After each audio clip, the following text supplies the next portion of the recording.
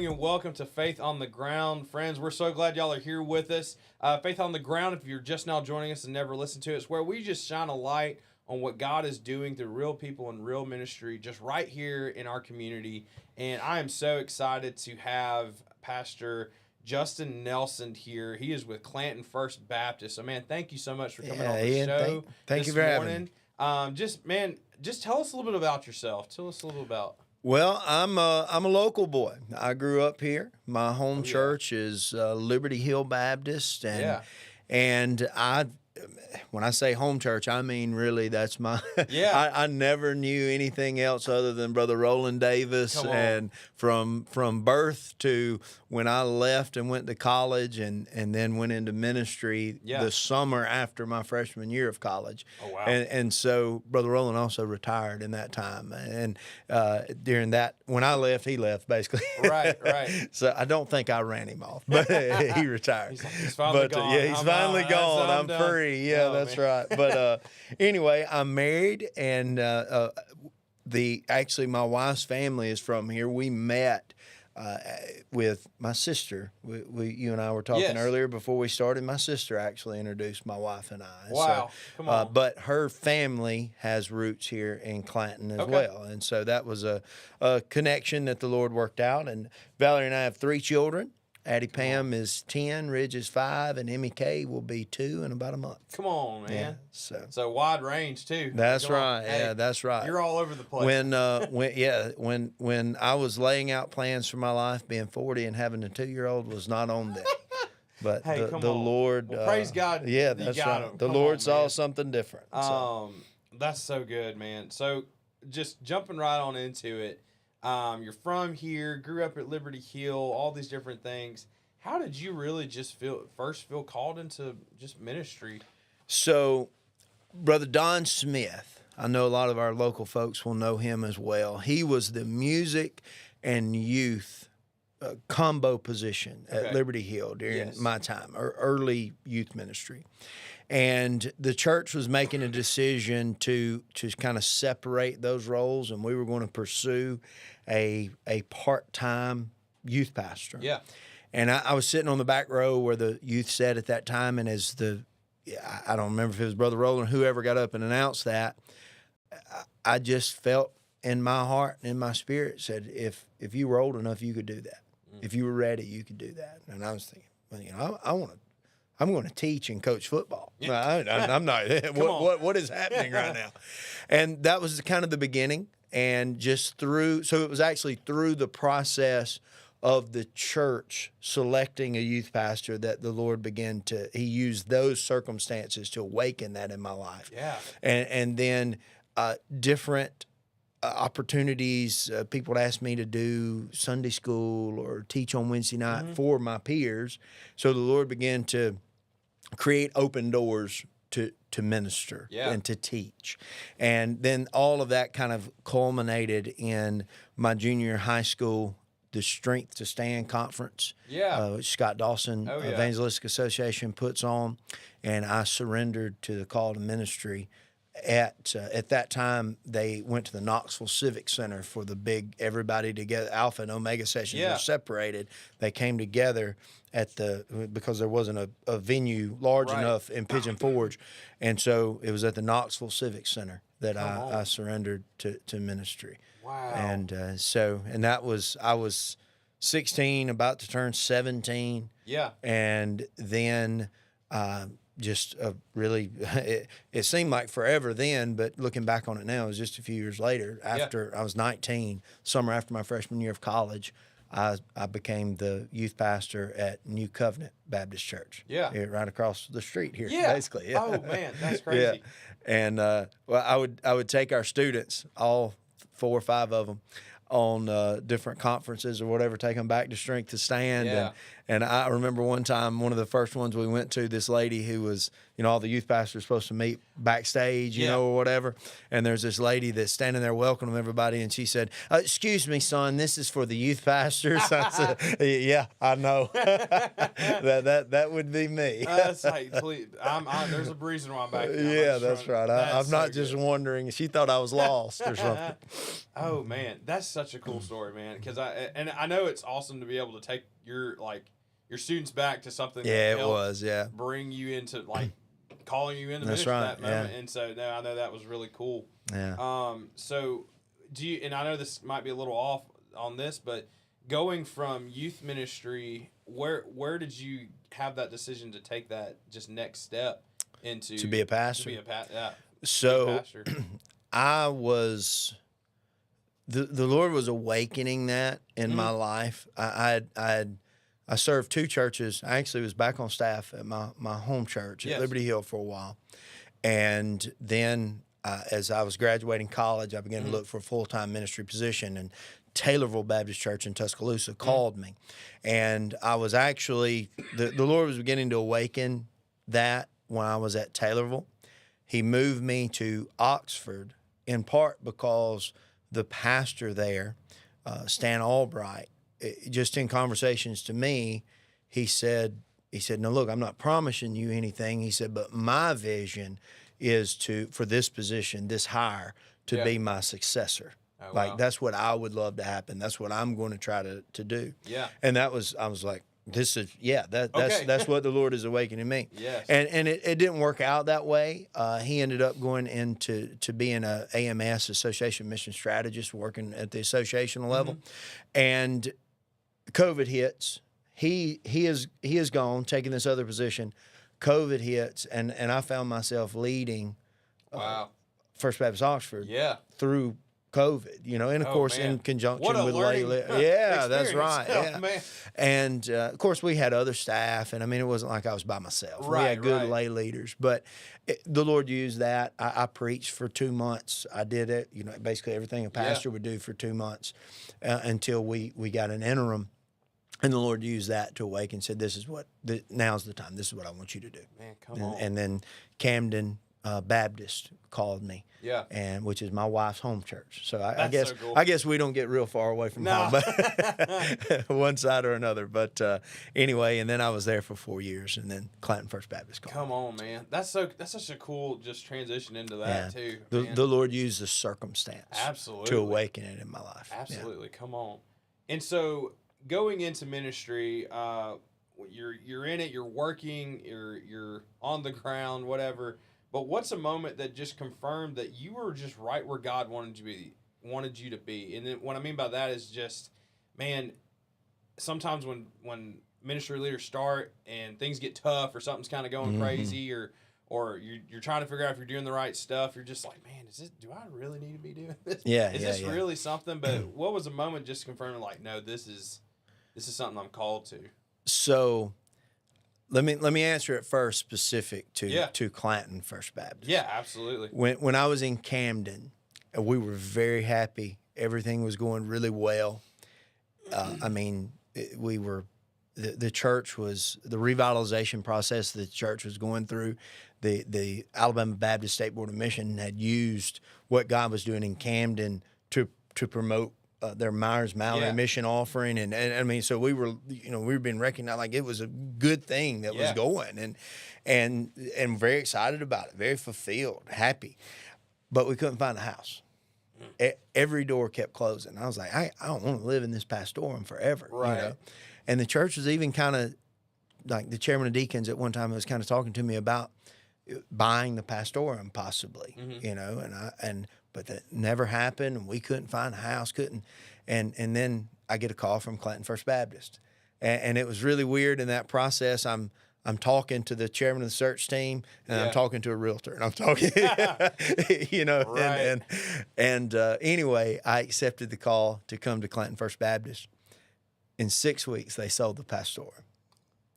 And when I got that news, I was like, "This is." It may have been longer. I say 6 weeks. That don't hold me to that. Don't But quote me yeah, on don't that. quote me on that. But a short time after that, yeah. I found out they'd sold the pastorum, and I was like, it's just evidence. Right. And so, using that example to talk about ministry as a whole, Yeah.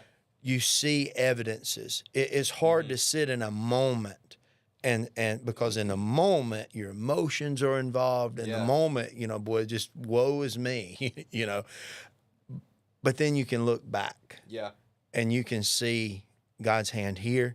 You can see how this worked out. You can see how that circumstance, and whether it's an email that says, hey, the Lord used your message Sunday in my life, or whether it's an instance like the house selling or those things, that you just see the handiwork of our Lord in those different instances, and you just go, thank you. Thank you for putting me here. Thank you for using me. I have no idea why you chose me. I'm surely you had a better tool, but I'm glad I got to be a part of it. You got me. Yeah. You brought me here. No, that's awesome. That's so good. There's a great sentence or phrase, I guess, in Acts when Paul is he's been converted on the road to Damascus, and God sends Ananias, if I'm not mistaken, to go talk to him, Saul, as he is known at that time before he begins his ministry with the Gentiles,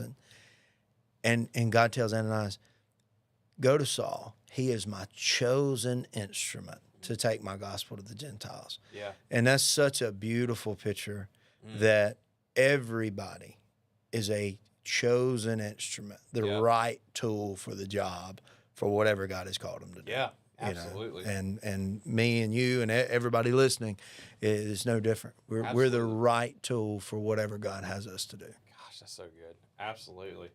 And so going from that, as we're being used as the tool for what God wants, what would you say is the heartbeat just behind your current ministry?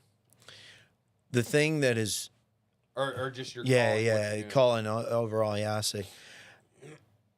I am terrified of standing before God one day and him saying, man, you led your churches, you led your people to do church really well, but you didn't make any difference in the kingdom. And that's hard to do in ministry because it is easy to do church and pacify people. I mean, you can even preach well and still just be doing church. Yeah. And when I say doing church, I mean, obviously I'm meaning that in a negative sense. Like we're just going through the motions of, here's a Bible study, here's another service, here's another worship song, here's another sermon, whatever. And without impacting anybody's life. Yeah. Without making kingdom difference. Yeah. And so I want to look at ministry and go, my God, help us. Don't let us just do church. And so to do that, you got to have a vision. You got to have a direction that you want to go. So I'm big on purpose statements, but not in the sense of, like I want it to be, this is our definition of a disciple. Yeah. This is where we want everybody who comes into our community of believers. We want them on this track and on this process. Yeah.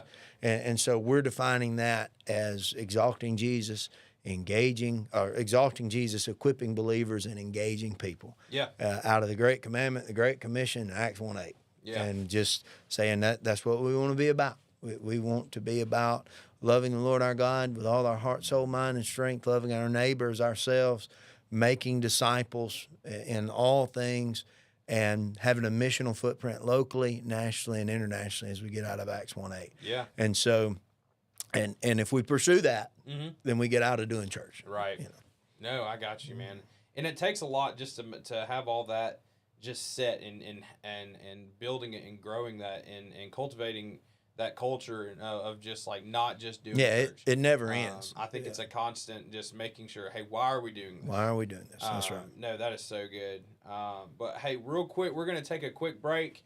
And then after that, we'll be back with our second segment, just ministry in motion, what ministry is looking like right now in Justin's life and all sorts of stuff like that. But we're going to take a quick break, and we'll be right back here after this.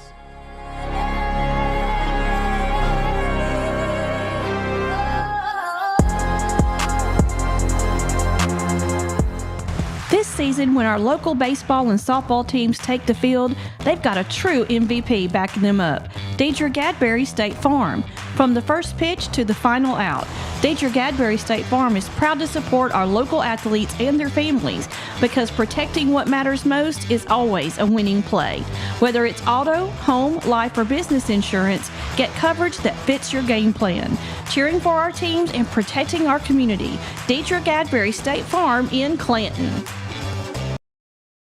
Some family traditions begin with an ending. Lasting family legacies are established at Martin Funeral Home, where for over 100 years, we have served the families in our community. Bobby, Donnie, Norma, and our family at Martin Funeral Home would like to express our sincere gratitude for allowing us to serve your family. Every life story deserves the perfect setting. We are here to make that happen for you and your loved one. We offer traditional funeral home services, and we are now excited to be the home of the first crematory in Clanton, Alabama. Our goal is to serve our families no matter what their needs are. Martin Funeral Home, serving Chilton County since 1921.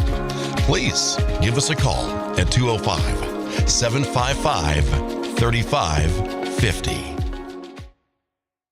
Garrison Farm and Home Center on Highway 31 in Thorsby is your one-stop shop and getting yourself ready for the gardening season. Farmers throughout central Alabama, whether they're 100-acre farmers or those weekend warriors, have grown to depend on Garrison Farm and Home Center to meet those needs and getting their planting spot ready for the spring planting season. So whether you need just a handful of seeds or bulk seeds, large bulk orders of fertilizer, or just a bag, pet food, fencing, and many, many other items dealing with the farm and home, Garrison Farm and Home Center is your place and your connection to find exactly what you're looking for. Go by and see Rick, Teresa, Jade, and Brianna, and the whole staff at Garrison Farm and Home Center on Highway 31 in Thorsby, or give them a call today for those farming-related questions, 205-646-2666. You'll be glad you did. Garrison Farm and Home Center in Thorsby, a one-stop shop for all your farming and planting needs.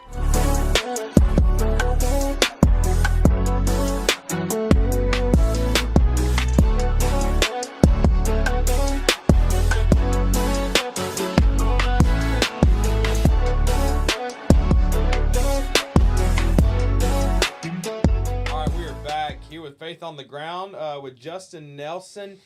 With our second part, just going over just ministry in motion. But Justin, what is something in your ministry right now that you are just really excited about, just you're pumped about? So, long answer, but when I came to Clanton First Baptist, coming in, from the outside, of course, I was familiar with the church. I grew up here, but we had two different levels in the sanctuary, balcony and then the floor. Yeah. We had the youth in one building. We had some Sunday school classes in another building, some Sunday school classes in a room, in a building across the street. And, of course, then 3 levels of Sunday school classes in our main building. Yeah. So we had a situation where, we still have a situation where people could go to church there for months and months and never see another family. Yeah. I'm saying 2 individual families, one going into Sunday school in this building and sitting in the balcony, another going to Sunday school in this building and sitting on the floor. They would never interact. And so we said, how can we weave a thread of unity amongst all of our people? Because that's a problem we're not going to solve easily, And so the answer to that, we felt the Lord leading us to, was to use our teaching and our Sunday school literature to bring everybody in unison. So Lifeway offers a curriculum called Explore the Bible. And we ask everybody to be on that, and that's got a memory verse for each week. It's got devotional reading for each week. And what we did with all of our adult classes on that same literature. So that's part of that thread of unity. And then our our sermon comes in and around. It may not be the same passage that Yeah. the Sunday school literature is on necessarily, but somewhere in and around that same, like right now it's a walk through Matthew. Right. And so somewhere out of Matthew and the readings and the lesson for that week. And we also are shooting a children's sermon video that I am doing. So the entire church is in some way, shape, form, or fashion being challenged to walk through that scripture together. Yeah. No, that's awesome. And so we're really enjoying that. We're hearing good things. You know, people saying, "Hey, the Lord, I read this week. He revealed this to me, and then you know, your sermon was about this, and it's just been really good to get to see that come into place, and we're really excited about And it. that's cool that everybody's learning the exact same thing.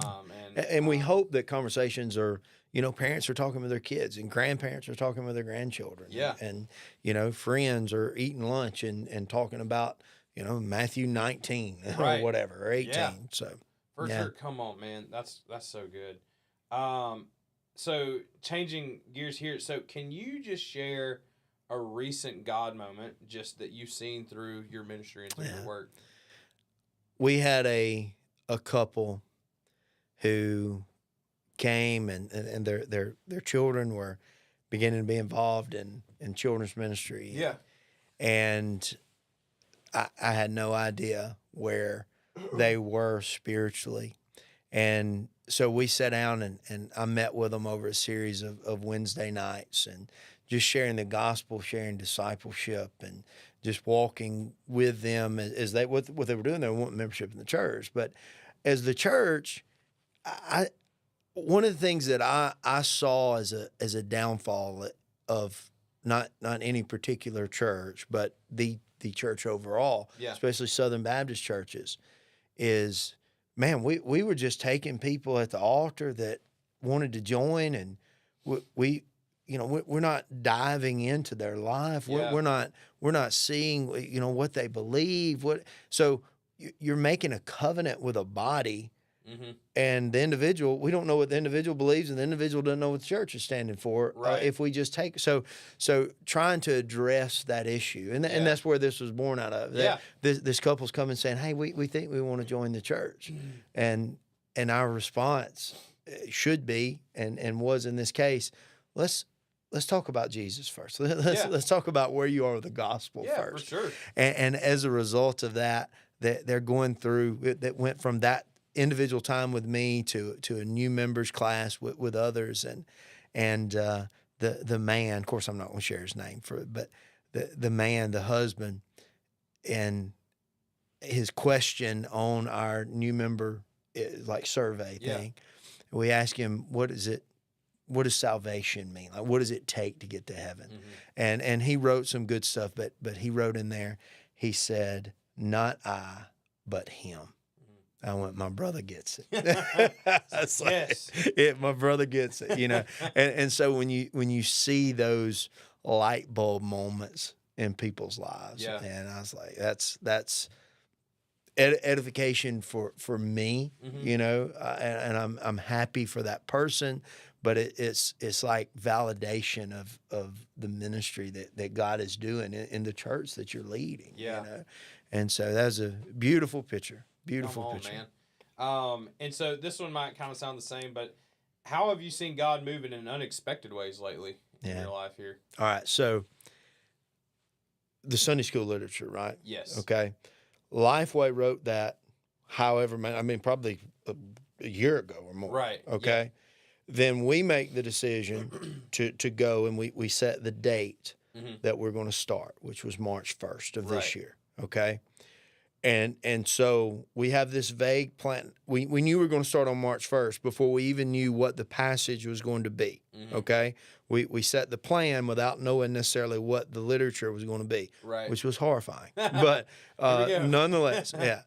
And in the first couple of weeks of doing this, we have people coming and saying, the sermon that you preached, and then of course we need to translate that as that the Lord ordained that the Lord spoke into their lives, you know, because it's the foolishness of the message preached, right? And they said it just was so impactful for me and so powerful for me. And I was like, this was, you know, somebody sitting, and whoever writes whichever one of the writers for that quarter wrote this however many months and months ago. We decided on it however many months and months ago. Yeah. And yet it applied not just to your life, but to your situation that week. Wow. You know, and it's just so incredible to see that, you know. Wow. Yeah. And for them to come and just share that with you. Yeah, that's right. No, and not just one. I mean, not 100, but just a good but yeah, like over and over again, we're hearing that. Man, that message spoke to me, and it mattered because I'm going through this right now. Yeah, and you're just like, man, that's how the Lord works. Yeah, thank you, Lord. Thank you, Lord. Yeah, I couldn't have planned that. Yeah, you know? Golly, that's awesome. That's it really is. Good.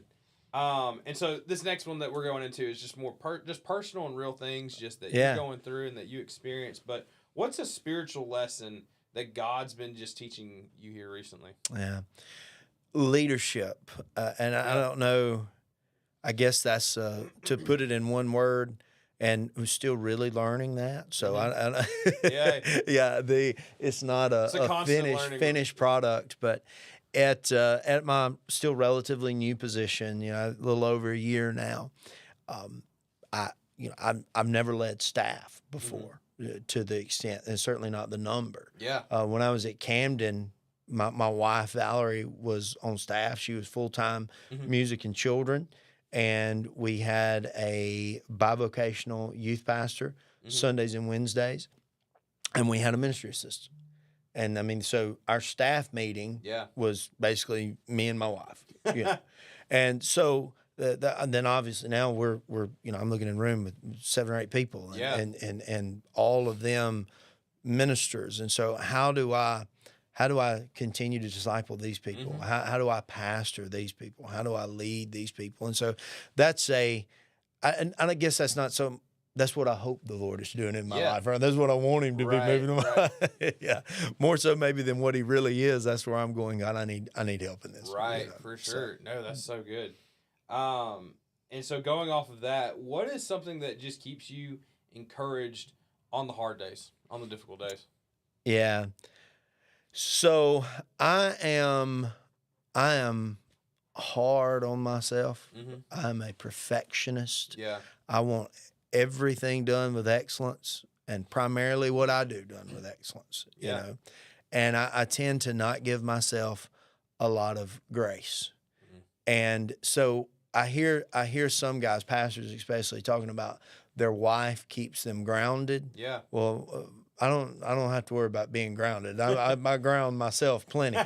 My wife is my biggest cheerleader. Come on. And so she, you know, she gives me encouragement, and she reminds me that the Lord made me to be who I am. And if she ever hears this, she's going to disagree. But I do listen to her. You know, I try to listen to her anyway. And she speaks a lot of truth and encouragement into my life. And so that, you know, ministry from time to time is difficult. Sometimes it's really good, and sometimes it's, you know, you're like, man, I think I'd just soon be building houses with my dad right now, you know. But when those hard days come, she's able to speak into that. That's so and also I think the Lord uses his church to bring encouragement to the shepherds that he's put in place. Yeah. And when you have those hard moments and you have somebody come to you and they just simply say, thank you for what you do. Yeah. You know, that means a lot. You know, that matters. Yeah. Yeah. And, especially when you're planning, and especially if you're someone that's already like super hard on yourself. Yeah. I think when the church just takes that and just says, "Hey, man." So any church members that's listening, go tell your pastor that you even if you don't agree with everything that they're doing, go shake their hand and say, "Man, thank you." You know, we may not always agree, but we appreciate what you do. Thank you for standing up there and faithfully preaching the word. Absolutely. You know? Come on. But no, that's so good, and that's so cool that your wife just encourages you and builds you up and continues just to ground you, and he does listen. He's listening. Yeah, to you. that's right. We Yeah. are listening, I promise. But no, that's so good. And so going off this, I just some fun questions. Sure. I've been excited to ask. Yeah. So, what is just a hobby that you're really into right now? Well, right now is coaching my kids. Come on. And in softball and in baseball, I ended up being the head coach for both of their teams. So whatever yeah. other hobbies I have are having to play second fiddle to coaching softball and baseball. But outside of that, I love to hunt. I love to fish. Again, that's, the only way I'm going to catch one now is if it swims between me and third base. But those are my outlets. That's where I get away, and that's what I've dabbled around in golf and stuff like that. But you can't have a whole bunch of hobbies and kids, Right. And so you kind of got to take it easy. But spring of the year, so we're turkey hunting right now, and and enjoying that, and enjoying taking my kids. It's fun to get to. I got to see my little boy kill his first deer this year, and That's awesome. that's big for him. And even my daughter likes to hunt some. She doesn't like to wake up, but she likes to go in the afternoons. So that was me but when I was a kid. yeah. Oh man, my dad tried to take me hunting so many times, and I was just like, Yeah. do we really have to right now? Yeah, that's right. But man, But I love the anything outdoors. So absolutely. we have we do not have it. Justin does not have it. My family, my grandparents have a place on Lay Lake. Okay. And like a little A-frame cabin kind of thing on Lay Lake, and so we enjoy going down there. And we've got a fire pit sits out front over the river, and so going there on Friday night, sometimes we don't have a ball game, and cooking s'mores and ride the boat and all that kind of stuff. So we love doing that. That's the best time of year too, man. Yeah. Just when you can finally get out and go do all that. But man, I'm right there in the same boat with you on hobby being your kids. Yeah, and whatever their sport they're doing. I'm just now getting in that role. My daughter just now started playing soccer. Yeah. And I get to be the coach for that team, and we had our first little scrimmage last night, and we were sitting there, and I'm like, this is crazy. Like, this is it's literally just a blob going around. That's right. The That's whole right. field. But man, no, I understand. And using those ball teams for the purpose of the gospel. Ooh, yeah. Come on. Leveraging. I like to talk about leveraging who you are for the gospel. Yeah. So the person who's a school teacher will not have the same local missional footprint as I do as the pastor. Yeah. All right. Somebody whose kids are not in ball. They've got a different avenue. So whoever and whatever situation that God has placed you in, even in those hobbies or whatever, you can leverage that for the gospel if you're willing to. And of course, some are easier than others. Absolutely. But man, being the head coach of the team, you're able to say, all right, boys and girls, y'all gather around, and here's what we learned about ball today, and here's how this applies to Jesus. Man. And I feel like as a dad, as a leader, it takes a lot to do that, especially in front of like all these kids and all this other stuff. My dad used to do. He was my coach back in the day, and when I was young, I didn't understand it. Mm-hmm. It was one of those. I'm like, oh great, here we go. Dad's starting to preach. Dad's about to do this. Yeah. But he would take the time to. This is like high school soccer players. We're all crazy, rowdy, nuts. We're sitting there, and he would preach the gospel. Yeah. And it would be at practice, and it wouldn't be long. He wouldn't go on. Yeah, But, that's right. He'd say, let's pray. He Hey, what are you doing? Plant This little seeds. thing. Yeah. And looking back, I'm just like, I'm so glad he did that. Yeah. Because it helped me. There's someone there could have helped. It might have helped, and just being able to see. Yeah. I think that faith that you are showing just to share the gospel, but also just to this next generation in that is so cool, man. Yeah. And so you said that next generation in the fall league.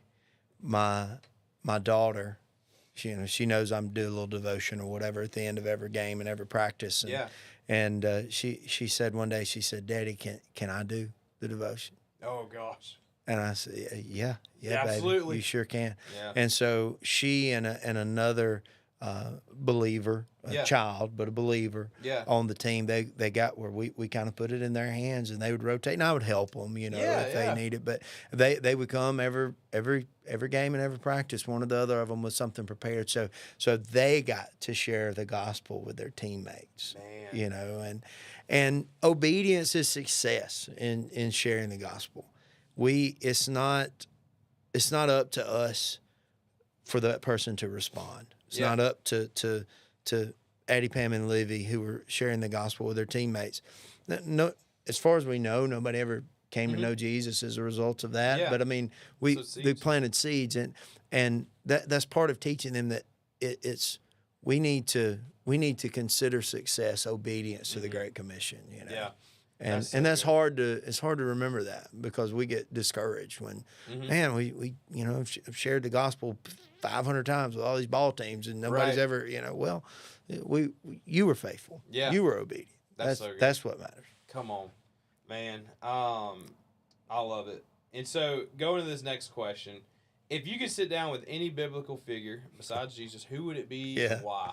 Shadrach, Meshach, and Abednego. Yeah. 100%. Ooh, that'd be cool. Yeah, I want to, man, tell me about the fiery furnace. Yeah. You know, that's my favorite Bible story. Oh, yeah. And I love it. They stand before Nebuchadnezzar, and he's gonna, y'all bow down and worship, or I'm gonna throw you in the fiery furnace. And they said, our God can deliver us from you Yeah. and from your furnace, but even if he does not, Mm-hmm. I'm still not going to worship you. Man. That is a statement of faith. Oh, man. yeah.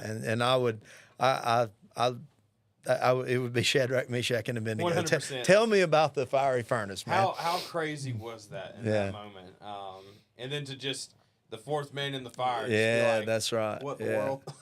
I was, I've done mission trips with the Chilton Baptist Builders, Yeah. and we were in Missouri somewhere or another, and this old crazy guy named Alan Hall, he's passed away now, but he was just he was a nut. I mean, that's in the best way, Yes. And he was bringing shingles to us, and it was he. You imagine, this huge church, and everybody's, different groups of 3 or 4 guys are roofing different sections of it, Yeah. and off we go. And it was my dad and I and Alan, and Alan's kind of running shingles back and forth to us. It was hot. Oh, it was so hot.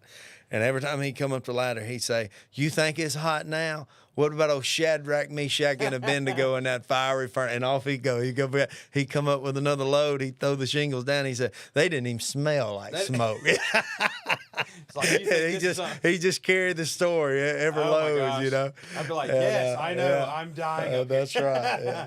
That's so good. And I've always loved that story. That's such a just showing your faith in the face of just evil and adversity. That's right. There. Yeah, Just like, no, that's right. Watch this. Yeah. And no, absolutely. And so next one, what's a go-to worship song for you right now? And if you listen Now, to worship, how you yeah, do that, it could yeah, be a hymn, I had it could be to- whatever, yeah. just whatever you think. So my all-time favorite is "How Great Thou Art," Yeah. but I think it's the second verse, where the one that everybody usually skips. "When through the woods and forest glades I wander," and talking about seeing God in creation and in nature.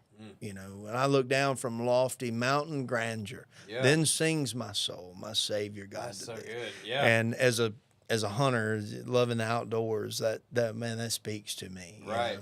But as far as I guess what's hot off, or relatively hot right now, I love Phil Wickham's. I'll keep wanting to say "Hymn of Heaven," but it's "Homesick for Heaven." I like "Hymn of Heaven" too, Yes.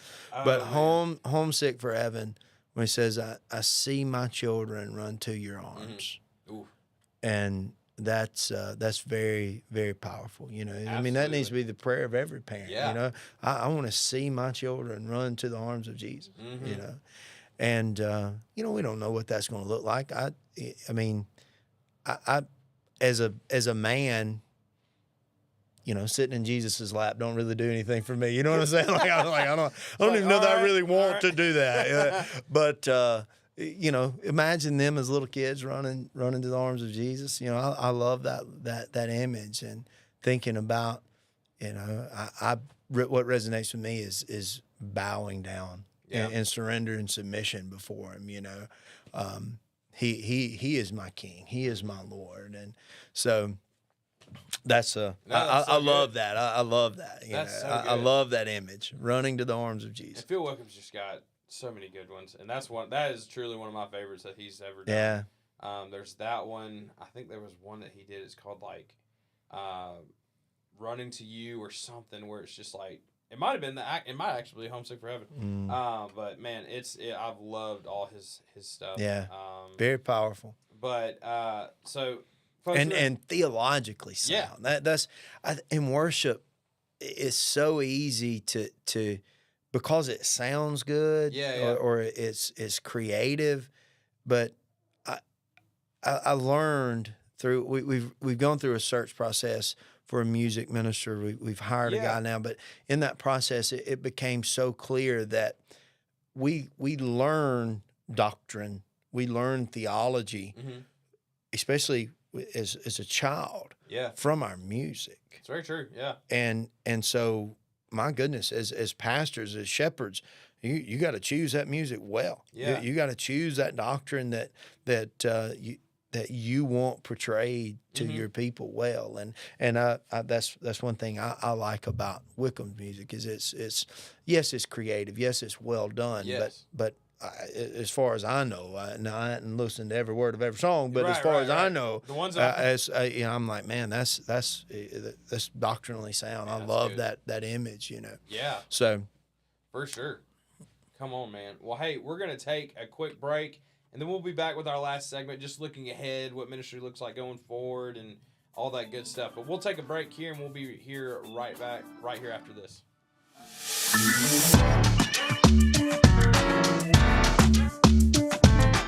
Discover timeless elegance at Edwards Jewelers. A staple in Clanton since 1950, Edwards Jewelers specializes in natural or lab-generated diamonds for engagements, weddings, anniversaries, or just because.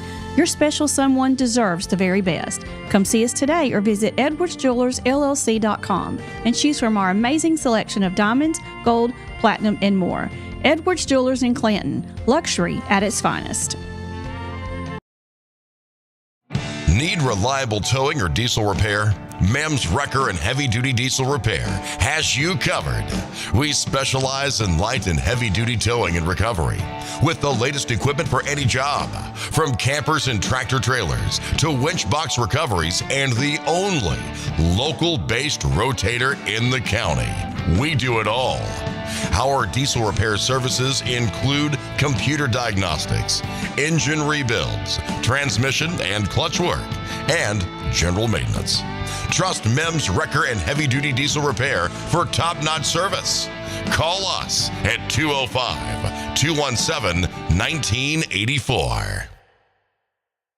Underage drinking is deemed by many adults to be a rite of passage.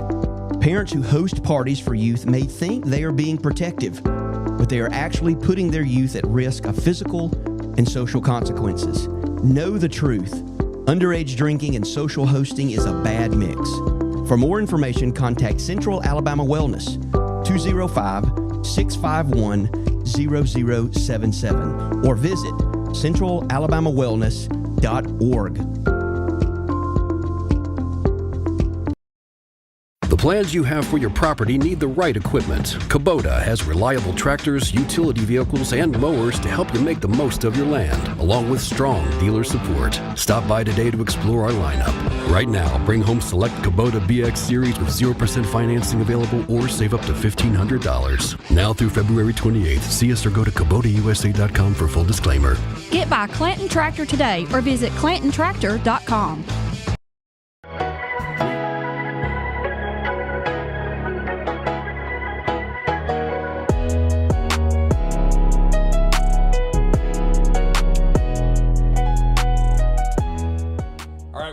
back here with Faith on the Ground with our last segment, just looking ahead. But Justin, what is something that you were just currently praying for in your ministry? Currently praying for in my ministry. We want to have, I mentioned this earlier, but a missional footprint locally, nationally, and internationally. Yeah. Okay. I would love to see Clanton First Baptist have partnerships reflected at each of those areas. Mm-hmm. So whether that means a partnership like locally, I mean, that may mean that the Lord leads us to plant a church, here. Yeah.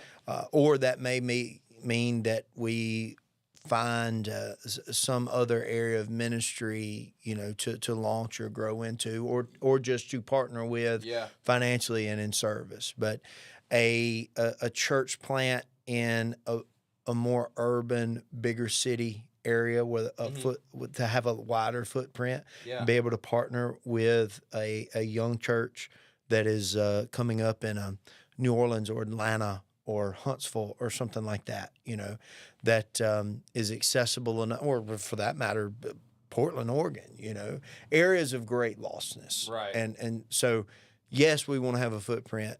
We want to have an impact for the gospel in Clanton, but we also want to have an impact for the gospel in areas of greater lostness that comes about simply because of higher population, and so trying to pray through and allow God to lead us to those individuals, to the area, and then to the individual. And then internationally, our church has 2 long-standing partnerships with Ecuador and Zambia, and those are great. No issue with them. We love that, want to continue those. But we're praying for a missional footprint and an unreached people group. Yeah. Where how can Clanton First Baptist help or send or whatever have that footprint in an area where Paul says, I'm not laying on somebody else's foundation, and so whatever that may look like, that may be, and this is what I tell our people, we want to have a missional footprint locally, nationally, and internationally as a church, as a group, and as an individual. And you do that by stealing this from the IMB, but by you can pray, you can give, you can go. Yeah. And not broad strokes, but like we try to tell our people that as say, for example, your Sunday school group is going to have somebody going on the Ecuador mission trip, for example, just got back on this weekend. Yeah. Well, figure out a way to specifically pray for them, like commit to pray for them each day while they're there. Maybe you could, so that'd be praying, not just in general, but specific ways. Yeah. And then giving. Well, I know we can give to these different missional offerings, and that's good and fine. But what if, again, your group of 10 has got one person going? What if you all took up $25 to offset their cost, to pay for their food while they were there? I mean, that would be you having a missional footprint. So then you got the individual who has chosen to go. You've got the group who is praying and giving, helping that individual grow. And then, of course, you can go yourself. Right. And so just challenging our people and me to think in those terms, where and think about it on a year-to-year basis, in January or before January, where in 2026, where in 2027, what is going to be my individual missional footprint locally, nationally, and internationally? How am I going to pray, give, and go? And then, of course, it's up to the church to kind of provide a framework for our people to work in. And so that's a big area of prayer. That's a big direction, and then being able to tie those partnerships. I would love to see our groups, our Sunday school groups, have a relationship with a church planter in a New Orleans or in Atlanta or wherever God leads us to. That's what we're seeking out right now. Right. That they've developed a relationship that yes, the church, we have approved we love the relationship. Yeah. But now y'all go do however you want to do it. I think that'd be just a beautiful picture. Yeah. And then that's what we're pursuing. That's what we're praying for. Yeah, absolutely. Come on.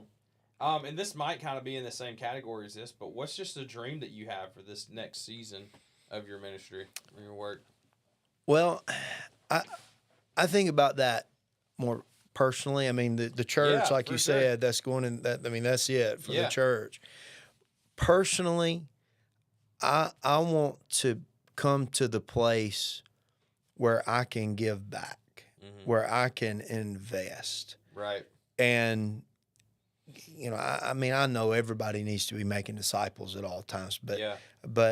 and I would love to continue to grow, to continue to mature in ministry to the point that the Lord is if He sees fit, is able Yeah. to use me to mentor and to influence.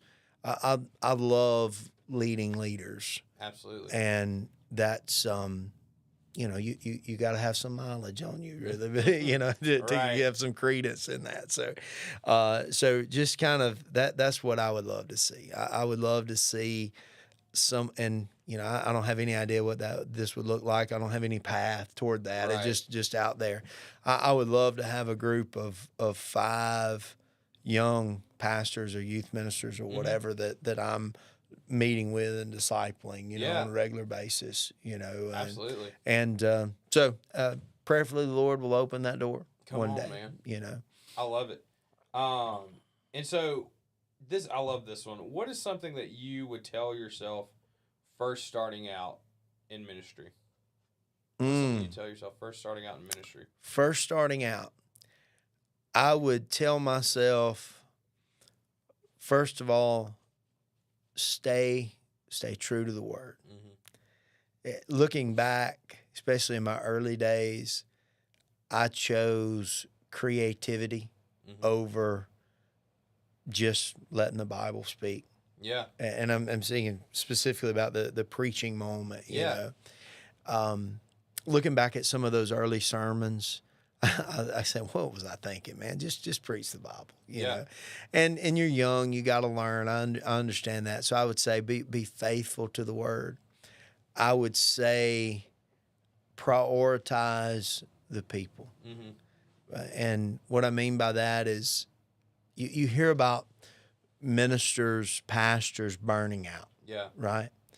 And I think a lot of that burnout comes from I'm pulled in so many different directions because I've got this group that I need to meet with, and then this fire is going on, and I've got this sermon, you know, that's got to be done. When I say fire going on, I mean a problem in the church. You know? And I still got to preach, and I still got to teach, and I'm getting pulled in all these directions.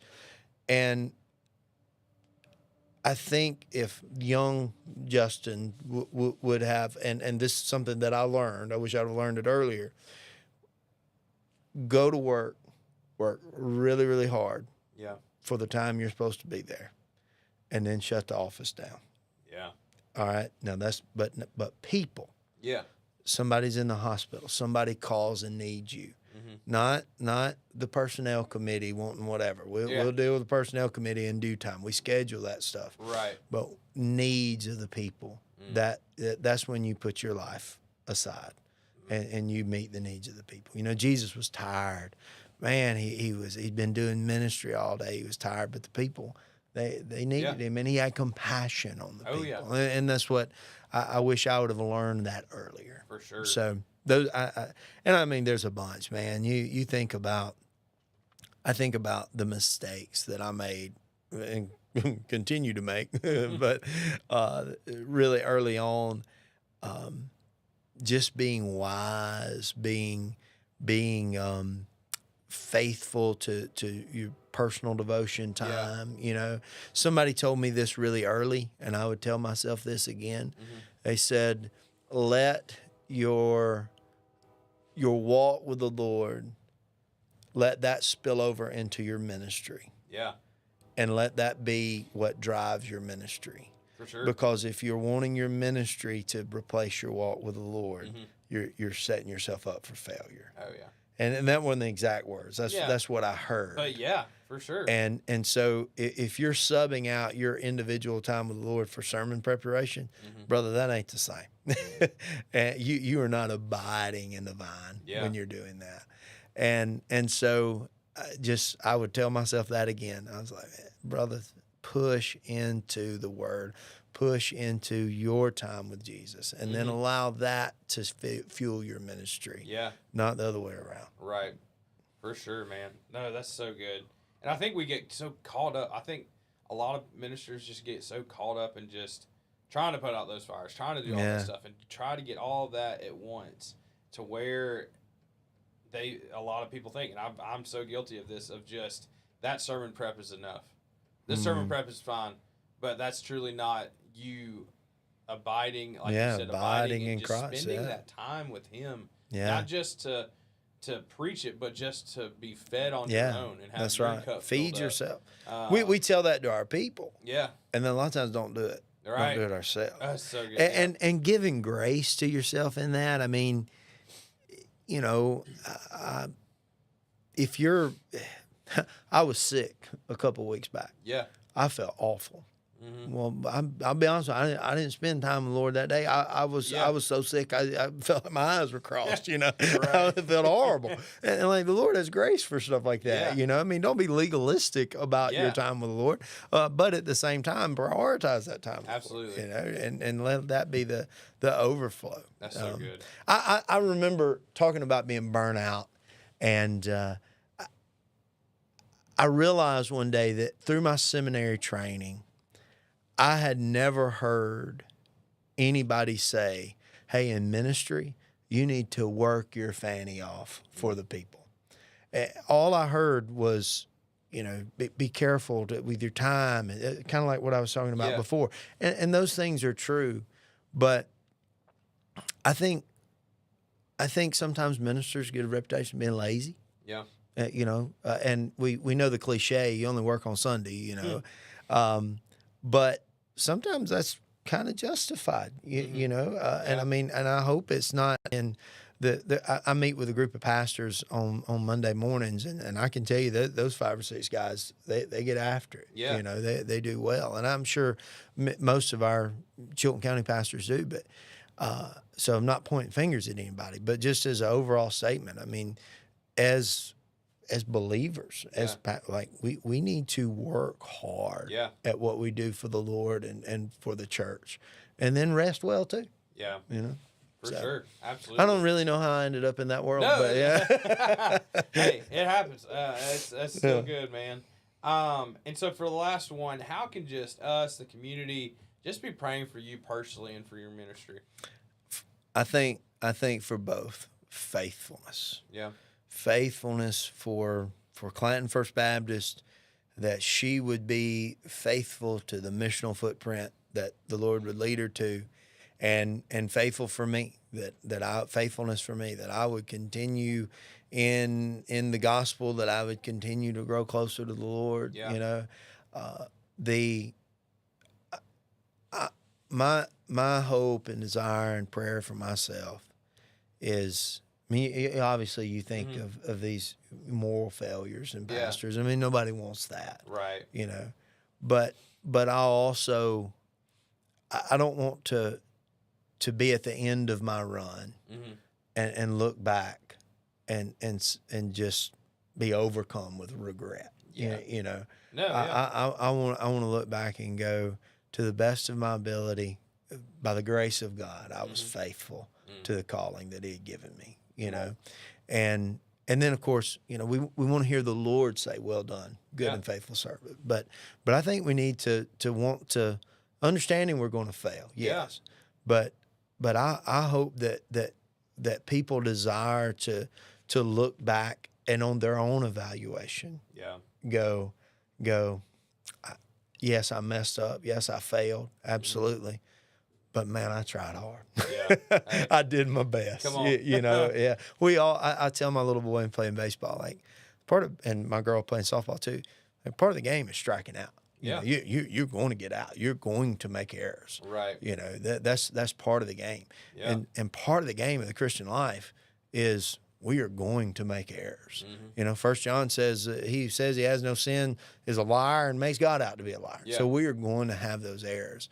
But if we had in baseball, softball, you make an error trying hard, that's one thing.